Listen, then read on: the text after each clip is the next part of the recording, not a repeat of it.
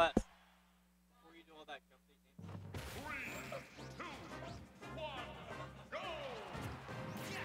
all right, moving on to losers finals.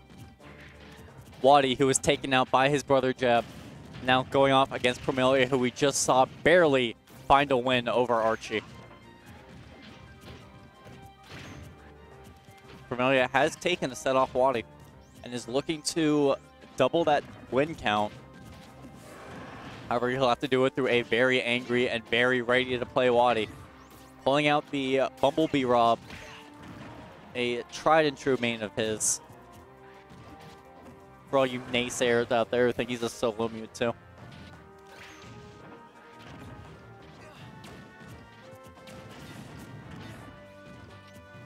Some zoning with those nairs, as we see him do so many times before.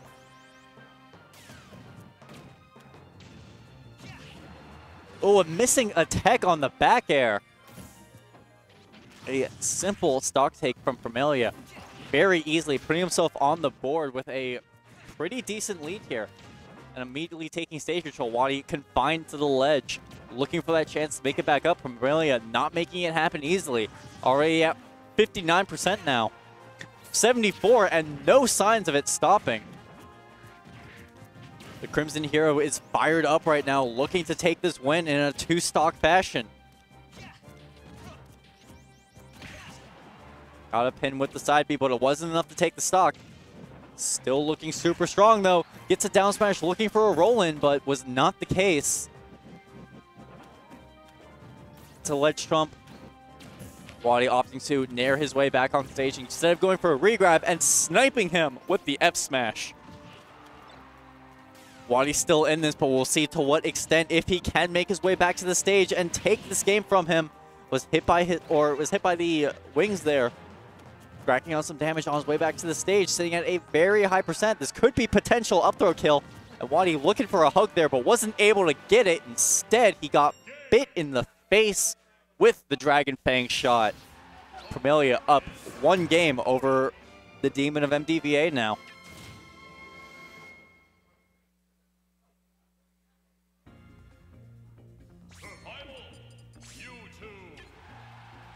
The immediate switch to Mewtwo. Don't think anyone in the world can blame him. And we move to Final Destination.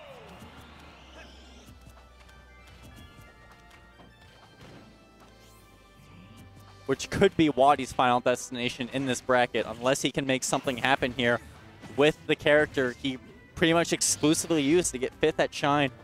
And, what was it, 9th at Shine? Or 5th at SmashCon, 9th at Shine, I think. No. All right, so what happened? Oh, wow, okay. Yeah. That wasn't the only thing that was hot, boy. Oh. But now this game looking like a complete reverse of the first one now. WaDi with the polarizing start to game 1. And Promaelia struggling to find some answers. I mean, whenever WaDi switches over to Mewtwo like this, you know, this is when he respects you, this is when he tries. You know, WaDi has the same scowl as Mewtwo when he plays Mewtwo. He really does. Like, there's no player cam, He does. so you're going to have to take my word for it. We will soon, though. He's just as angry. I promise you. We will still be having a webcam. And sometimes with the movement he does, I feel like he uses telekinesis to press buttons. Like, I don't believe 3 fingers are enough to do all the things that he does sometimes. Nah. He does have crisp movement, but it's more about the mind. Where he's doing that. How he's out. The 200 IQ gamer. That's broken. You can't game if that happens. At least competitively. Now Promaelia trying to make something happen here. Going for a lot of fancy moves, like that B-reverse, Dragon Fang shot, those side Bs off those landings, but just isn't really able to get any solid hits off. WaDi now taking this game and running away with it as he does so often. Going for the king counter, but isn't able to make it work. And right now, what we're seeing is destruction. He's trying to get the drag down there to finish it all right there.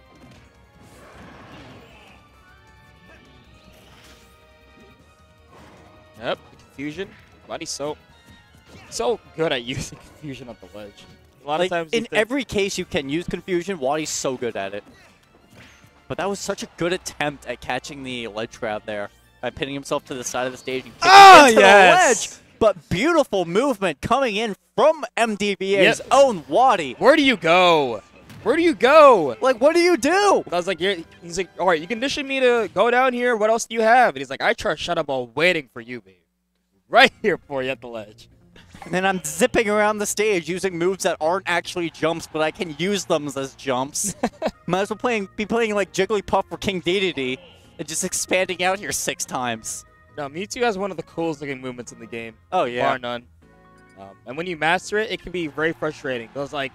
we saw it yesterday against Corrin, now we're seeing it now against Promaelia. And there's just times there's nowhere to go with nothing to do. And that's why he's so good at dubs as well in the 2v1 situations. Able to find his ways through these nooks and crannies. He's juking out his opponents. All right. And Promaelia actually switching over to the regular male Corrin. Oh, man. Have things gotten that dire? I'm kind of confused. Like, is his back that against the wall? All right, I need the chat to explain this to me. If you actually like make color counter picks, well, what's your reasoning behind it? I want to know. I make color counter picks. Why not ask me? Well, okay, then you're here to. Why do you make color counter? All right, so originally it started when I played Cloud, where I would go. Okay, that doesn't count. One color. One color. No, it counts. I went blue turtleneck game 1. And then I would go sleeveless red armband game 2. That's the best one. And then whichever game I won, that's what game I go game 3, if there is a game 3. However, that's not really the case this time around. Oh, also, fun fact, Omni and I share this exact same philosophy. Huh. Inferno Omni. But, yeah. This, however, I don't think I've ever seen him play vanilla Corrin. I've seen him play vanilla female Corrin. That I have seen, yeah. Maybe he just realized it was wrong until when the game started. It was like, whatever, we're already in here. But the color counter pick seems to be working. It's a much more even game than game 2. But the thing is, WaDi is okay with that. It's always if you're able to kill him. Right. Like if he takes the first stock. You know, it doesn't matter what percent he's at when he takes that first stock, if he does. It always snowball out of control from there. Well, not always, but 99% of the time. It's like, Promaelia sitting in shield, he's like, all right, I want you to fall on top of me with a nair, possibly a back air, and he's like, WaDi's like, nope, I'm totally out of here.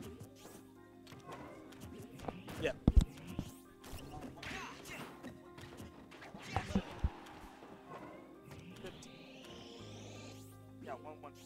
WaDi making his way back to the stage now. Promaelia isn't able to get the kick of the instant pin.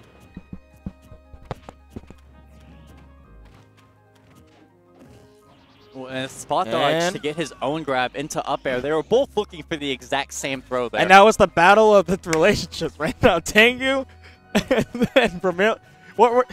I like this. This match might as well be a dubs match because they're going at it like out of game. IRL and in game.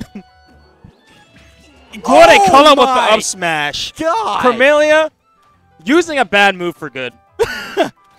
Honestly, I don't know why people think Corrin's up smash is bad. It's not the best. But, and the hitboxes are so thin. It's barely worse, or it's almost not. How do I want to say this? It's almost as good as Sheik's. I don't know. Well, I think like frame data wise and like hitbox wise, I think they're very similar moves actually. It just looks weirder on a character like Corrin. Anyway, that was a nasty pin. He is out of a. Never mind. He has a jump right there. Very last time they played in bracket, Promaelia did take it. Was it the last time? I thought there was one other time where WaDi took it again.